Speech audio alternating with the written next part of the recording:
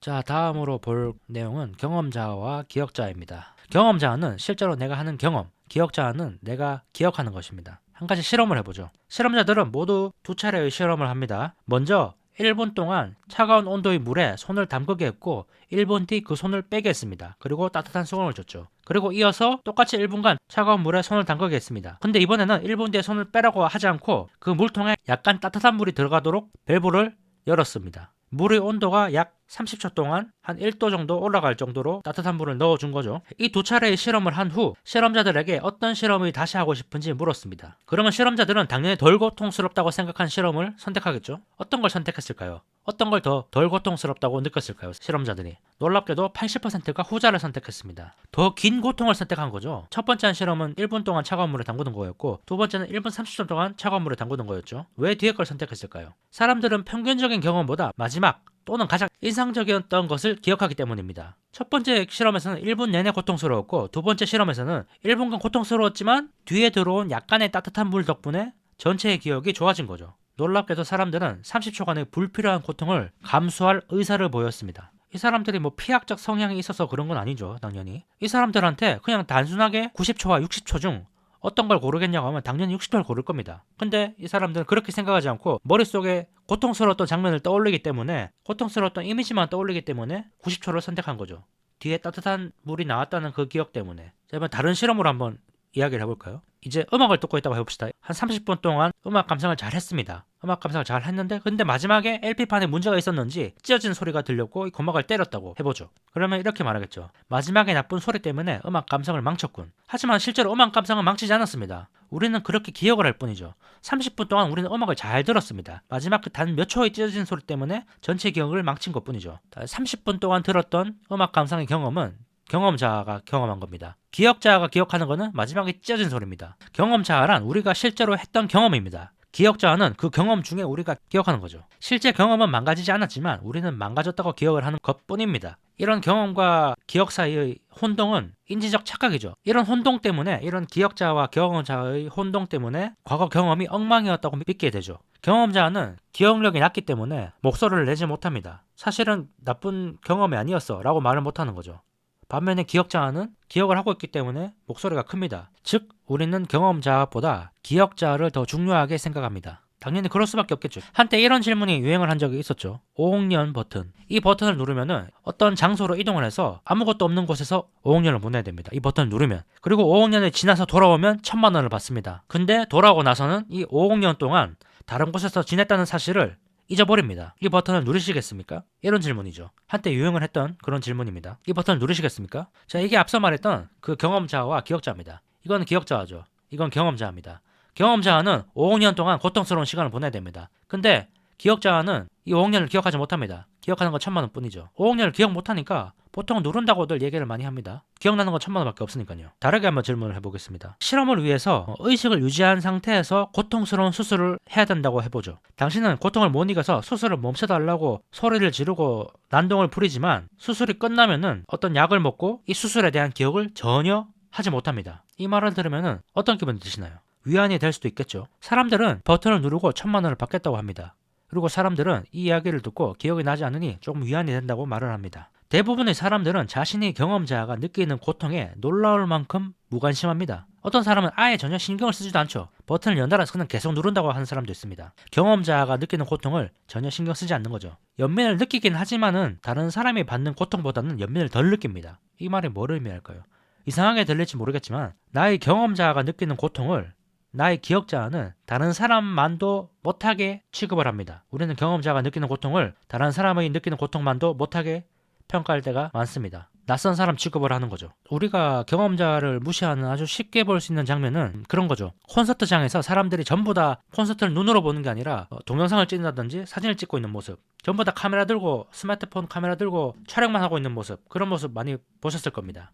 그런 게 현재 경험보다 나의 뒤에 있을 기억자를 더 중시하는 거죠. 남는 건 사진뿐이다 라는 이런 말은 경험자 입장에서는 너무나 폭력적인 말이죠. 이런 질문입니다. 경험자와 기억자와 중 어느 것이 더 중요한가? 이 질문에 한번 대답을 해보시겠어요? 휴가가 끝났을 때 모든 사진과 동영상을 폐기한다. 아울러 당신은 모든 휴가의 기억을 없애주는 묘약을 삼킬 것이다. 이런 휴가에 당신은 얼마를 지불하겠습니까? 경험자 입장에서는 경험을 할 겁니다. 근데 기억이 남지 않는 거죠. 자, 그러면 이건 어떠신가요? 내가 가장 사랑하는 사람과 1년간 행복한 시간을 보낼 수 있다. 하지만 1년 뒤에는 그 행복했던 기억을 다 잃게 된다. 당신은 이 경험을 포기하겠습니까? 선택이 쉽지가 않죠. 이런 질문이 다 경험자와 기억자 중 어느 것이 중요한가라는 질문입니다. 확실한 거는 우리는 기억자의 지배를 받는다는 겁니다. 아무리 경험자를 중시하려고 해도 기억자의 지배를 받을 수밖에 없습니다. 기억이 나지 않으면 생각을 하지 못하니까요. 그건 확실하죠. 그럼에도 우리가 해봐야 될 질문은 이거죠. 정말로 아무도 기억하지 못하는 것은 의미가 없는 것일까? 기억하지 못하는 건 의미가 없는 건가? 아무도 기억하지 못하는 인생은 의미가 없는 인생인가? 한 가지 상상을 해볼게요. 아무도 없는 숲속에서 태어난 한 아이가 있다고 해보죠. 이 아이는 아무도 없습니다, 주변에. 그냥 혼자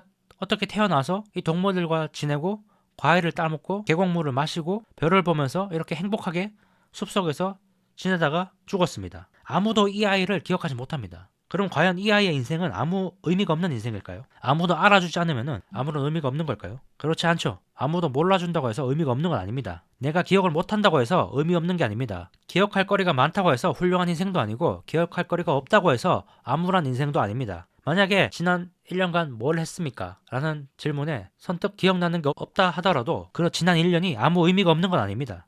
경험자와 기억자와 둘 다 모두 나라는 거죠. 중요한 거는. 당신의 인생에서 바로 떠오르는 행복한 기억이 없다고 해서 당신의 인생이 무의미하다는 뜻은 아닙니다. 자, 책의 본문입니다. 그녀는 항상 쾌활해 보이지만 행복하냐고 물으면 아주 불행하다고 한다.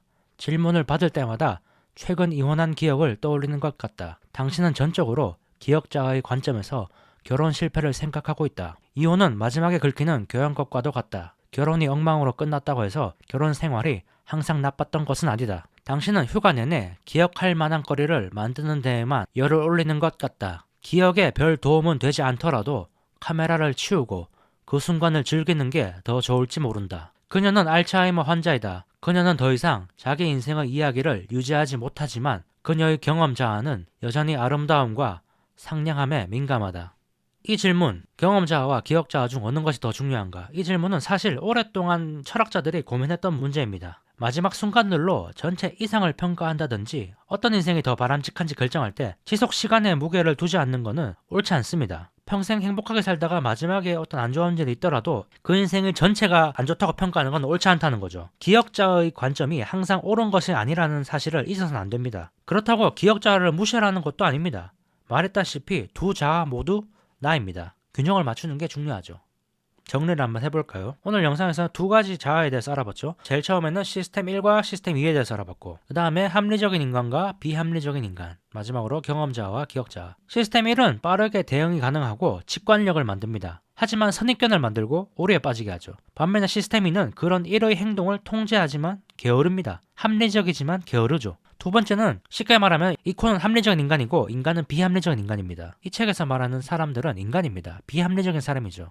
이런 시스템 1과 2의 영향을 받는 편향을 가지고 있는 비합리적인 결정을 내릴 수 있는 그런 인간입니다. 때로는 잘못된 판단을 내리죠. 하지만 효율적 시장에서 말하는 이코는 비합리적인 판단을 결정을 내리지 않죠. 모든 것이 완벽한 사람입니다. 기억자와 경험자 관점에서 개인이 명심해야 할 것은 둘 다 모두 자신이라는 거죠. 경험자와 기억자 둘 다 나입니다. 보통 사람들은 경험자를 타인보다도 낯선 사람으로 취급을 하죠. 대부분의 사람이 5억 년 1000만 원 버튼을 누른다고 대답하는 게 그 이유입니다. 여행에서 사진과 영상이 가장 중요하다고 생각하는 것이 바로 그 증거죠. 가끔은 지금 현재를 경험하고 있는 자신을 좀 더 대우를 해주십시오. 카메라를 내려놓고 공연을 즐기십시오. 라는 거죠.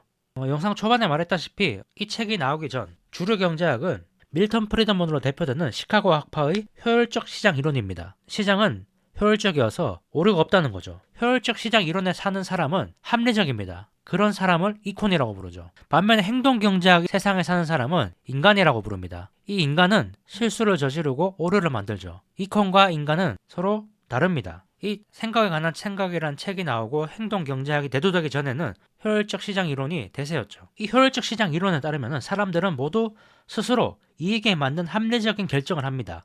그리고 모두가 그렇게 행동할 때 시장은 제대로 돌아가죠. 이 이론에 따르면은 항상 주가는 합리적이어야 됩니다. 주가가 싸거나 비쌀 수가 없죠. 항상 합리적인 사람들이 만드는 가격이 비합리적일 수 없다는 거죠. 근데 아시다시피 당연히 그렇지 않죠. 만약 모든 사람이 이권같이 행동을 해서 항상 합리적이고 논리적인 의사결정만 한다면은 노인 빈곤율이 왜 높을까요? 사람들이 항상 합리적인 결정을 했다면은 노후 대비를 합리적으로 했을 텐데, 젊었을 때. 근데 노인 빈곤율이 높다는 것은 합리적인 의사결정을 못했다는 거죠. 젊었을 때. 그런 관점에서 나온 게 이 책, 그리고 행동경제학입니다. 같이 보셔서 아시겠지만 인간은 언제나 합리적이고 옳은 선택을 하는 게 아닙니다. 이 주장을 하는 학파가 행동경제학자들이고 이 책이 행동경제학의 대표적인 책이죠. 그리고 데니얼 카너먼이 행동경제학의 아버지라고 불리는 이유입니다. 사람들이 합리적이지 않다는 것을 증명했기 때문입니다. 그리고 그 합리적이지 않은 이유로 가져온 게 시스템 1과 2의 작동입니다. 시스템 1과 시스템 2 때문에 사람들은 합리적이지 않은 판단을, 결정을 내릴 수 있다는 거죠. 이 효율적 시장 이론과 행동경제학의 논쟁이 뭐가 중요하냐 싶겠지만 우리는 투자자죠. 만약 내가 가치와 가격의 차이를 발견하고 거기에 투자하는 투자자라면 행동경제학을 믿는 셈입니다. 효율적 시장 이론에서는 이런 가치와 가격이 벌어지지 않습니다. 투자자 입장에서는 그렇다는 거고, 근데 이제 정책을 하는 사람들, 정치인들한테는 문제가 더 큽니다. 효율적 시장에 근거해서 정책을 만들었다면 사람들이 연금을 들든지 말든지 신경을 쓰지 말아야 됩니다. 모든 사람이 합리적인 결정을 한다면 연금을 만들 필요가 없죠. 사람들이 스스로 다 합리적으로 노후를 대비할 거니까요. 반면에 행동경제에 근거를 한다면 사람들은 합리적이지 않기 때문에 사람들이 연금에 들도록 유도를 해야 되고 연금 혜택을 못 받는 사람들을 돌봐야 됩니다. 정부가. 경험자와 기억자, 이콘과 인간, 시스템 1과 2. 이 책은 이 6가지 자아에 대한 이야기입니다. 시스템 1과 2가 만들어내는 편향들, 편향을 만들어내는 인간들, 그로 인해서 발생하는 경험자와 기억자. 근데 무조건 시스템 1이 나쁜 건 아닙니다. 계속 얘기하다시피 시스템 1은 생존에 유리합니다. 많은 잘못이 시스템 1에서 비롯되지만 대부분 옳은 일도 여기에서 기원됩니다. 시스템 1은 자동적으로 일어나죠. 아주 적은 에너지를 소모하면서도 맹수의 울음소리를 직관적으로 알 수 있습니다. 맹수의 울음소리를 듣고 도망쳐야겠다 라는 판단을 직관적으로 빠르게 의식하지도 못하고 할 수 있다는 거죠. 이 문장을 한번 볼게요. 프레드의 부모님은 늦게 도착했다. 출장 뷔페가 곧 도착할 예정이었다. 프레드는 화가 났다. 바로 프레드가 왜 화가 났는지 알 수 있죠. 우리는. 이게 바로 시스템 1 덕분입니다. 시스템 1이 바로 추론을 해서 인과관계를 만들어내기 때문에 우리는 프레드가 왜 화가 났는지 알 수 있는 겁니다. 직관력이죠. 시스템 1은 눈 깜짝할 사이에 놀라운 사건과 평범한 사건을 구분해주고, 놀라운 사건들이 일어났을 때, 어떤 사건이 일어났을 때 그 사건의 인과적 관계를 설명을 자동적으로 추론해냅니다. 하지만 종종 휴리스틱, 과신, 손실회피 같은 편향을 만들어내기도 합니다. 시스템 1도 필요하고 시스템 2도 필요하다는 겁니다. 이 두 개를 잘 효과적으로 사용을 해야겠죠. 이 책은 시스템 1이 만들어내는 문제들을 다루는 방법을 알려주는 겁니다. 어려운 처지에 빠졌을 때 가장 하기 싫은 게 뭘까요? 더 많은 의심입니다. 의심은 시스템 2가 관장을 해서 더 많은 에너지가 소모됩니다. 자, 결론은 이겁니다. 우리는 인지적 편향이라는 손실회피, 휴리스틱, 과신, 사후 확신 편향, 후광효과, 우리의 자아는 이런 여러가지 편향이라는 지뢰밭에 서 있습니다. 속도를 줄이고 시스템 2에게 더 많은 도움을 요구해야 됩니다. 이게 이 책이 주는 결론입니다. 속도를 줄이고 이렇게 생각해보는 겁니다. 가만히 있어보자. 이게 진짜 맞아? 잠깐 있어봐. 가만히 있어봐. 이렇게 생각을 해보는 거죠. 속도를 줄이고 시스템 2가 작동을 하도록 하는 거죠. 이렇게 생각을 한 번만 더 하면은 우리는 시스템 1에서 비롯하는 오류를 막을 수 있습니다. 자, 이렇게 책이 끝이 났습니다.